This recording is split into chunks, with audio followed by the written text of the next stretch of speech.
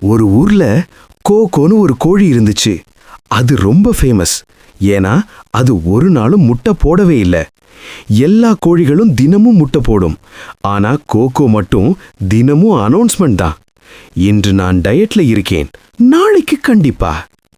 Owner Ramu, டே cocoa, நீ கோழியா இல்ல யூடியூபரா? கண்டென்ட் மட்டும் டெய்லி, ரிசல்ட் எதுவும் இல்ல.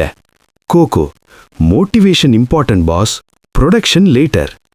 டாக்டர் கிட்ட. அடுத்த நாள் ராமு அதை விலங்கு டாக்டர் கிட்ட கூட்டிட்டு போனான். டாக்டர், என்ன பிரச்சனை?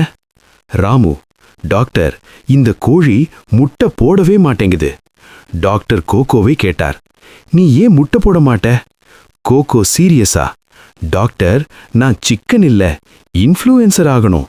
டாக்டர், அதுக்கு முட்டையோட என்ன சம்பந்தம்? கோகோ, எக் போட்டோ போட்டாதான் ஃபாலோவர்ஸ் வரும். ஆனா எக் போடணும்னா எஃபர்ட் வேணும். சோ நான் ஸ்டாக் போட்டோ யூஸ் பண்றேன். அடுத்த நாள் ராமு மொபைல்ல பார்த்தான். @coco_official 1 lakh followers.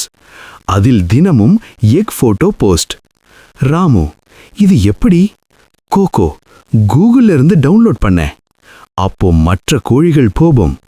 நாங்க தான் ரியல் எக் போடுறோம், ஃபாலோவர்ஸ் அவளுக்கு. அந்த நாள் முதல் ராமு என்ன பண்ணான் தெரியுமா? எல்லா கோழிகளுக்கும் தனி இன்ஸ்டாகிராம் அக்கவுண்ட் ஆரம்பிச்சான். இப்போ பண்ணை பெயர் egg flix farm. Coco finally ஒரு முட்டை போட்டது. ஏன்னா ஃபாலோவர்ஸ் 1 மில்லியன் ஆகணும், கண்டென்ட் ரியல் ஆகணும்.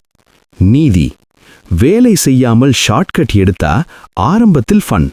ஆனா உண்மையான வெற்றி உழைப்பால தான் வரும்.